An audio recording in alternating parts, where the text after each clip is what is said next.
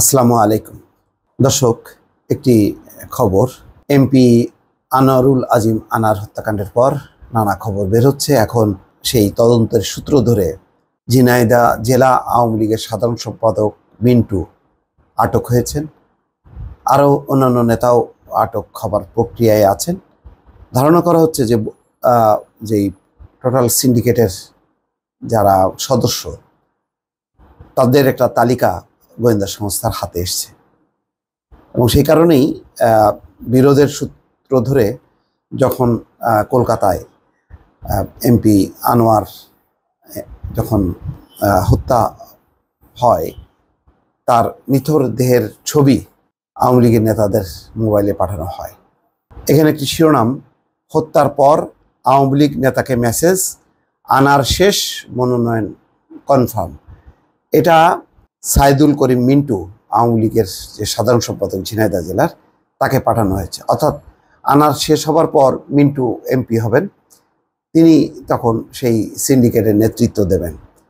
তো এখানে রাজনৈতিক বিরোধ এবং একই সঙ্গে সিন্ডিকেটের যে ভাগাভাগির বিরোধ, এই দুই বিরোধের পরিণতিতেই আসলে এই আনার হত্যা হয়েছে বলে ধারণা করা হচ্ছে। অনেক দূর গড়াবে, কত দূর গড়াবে বোঝা যাচ্ছে না। শুধু চোরা কারবারি নয়, ঝিনাইদহ 4 আসনের সংসদ সদস্য আনোয়ারুল আজিম আনার হত্যার পেছনে রাজনৈতিক বিরোধ ছিল বলে ধারণা করছেন তদন্তকারীরা। এই সম্পর্কিত তথ্য প্রমাণের ভিত্তিতে জেলা আওয়ামী লীগ নেতা কাজী কামাল আহমেদ বাবু ওরফে গ্যাস বাবুকে গ্রেপ্তারের পর জেলা আওয়ামী লীগের সাধারণ সম্পাদক সাইদুল করিম মিন্টুকে আটক করেছে পুলিশ।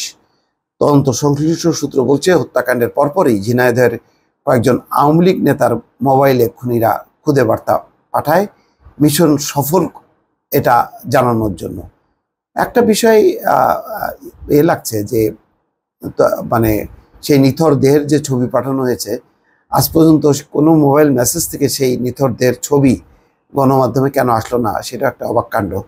নাকি তদন্ত স্বার্থে সেটি গোপন রাখা হয়েছে, সেটা পরিষ্কার না।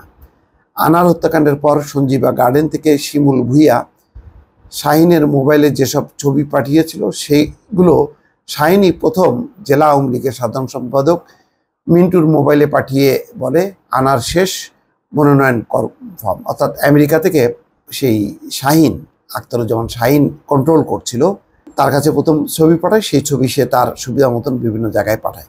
আর বাবুর সঙ্গে সেদিন ভাঙা এক্সপ্রেসওয়েতে শিমুল ভুইয়ার দেখা হয়। সেই শিমুল আনার হত্যার ছবিগুলো বাবুর কাছে পাঠায়, কারণ শাহিন আগে থেকেই শিমুলকে বলেছিল এসব ছবি দেখিয়ে যেন বাবুর কাছ থেকে 2 কোটি টাকা নেওয়া হয়। ডিবি বলছে, পলাতক শাহিনের সঙ্গে সবারই যোগাযোগ ছিল। শাহিন খুব ঠান্ডা মাথায় সব পক্ষকে ব্যবহার করেছে।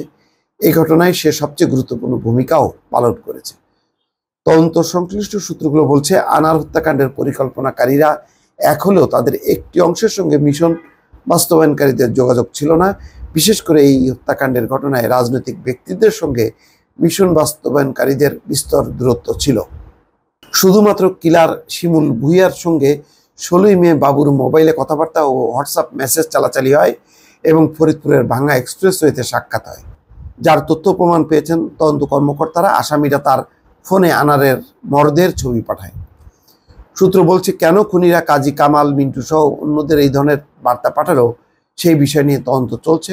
হত্যা মিশনে তারা জড়িত ছিল নাকি ফাঁসানোর জন্য অভিনব কৌশলে হিসাবে তাদের খুদে বার্তা দেওয়া হয়, তা নিশ্চিত হওয়ার চেষ্টা চলছে। এছাড়া স্বর্ণ চোরাচালানি বিরোধের জেরে আজিমকে হত্যা করে এক ঢিলে 2 পাখি মারা হলো কিনা নিশ্চিত হতে মানে নজর রাখছে গোয়েন্দারা। অনেক কিছু বোঝানোর চেষ্টা চলতেছে আর কি, যে এই হত্যাকাণ্ডে অনেকে ফাঁসানো হচ্ছে কিনা সেটাও তদন্ত চলছে আর কি। কিন্তু মোটামুটি এটা নিশ্চিত যদি হয় যে আনোয়ারুল আজিম আনার সিন্ডিকেটের মেম্বার ছিল, তাহলে সিন্ডিকেটের বাকি সদস্যরাও রাঘব বোয়াল, তো তাদের একটা সংশ্লিষ্টতা থাকা দরকার। তার খুন হবার পেছনে যে যদি ভাগাভাগি দ্বন্দ্ব হয়, তাহলে সেই দ্বন্দ্বের নিশ্চয়ই অন্য পক্ষ সুবিধাভোগী আছে। ফলে এটা মানে বেশ বড় একটা ঘটনা এবং বেশ জটিল শনাক্ত করা। কতদূর রাজনৈতিক প্রভাবের বাইরে তদন্তকারীরা এগোতে পারবেন, এখন সেটি দেখার বিষয়। দর্শক ভালো থাকবেন, আল্লাহ হাফেজ।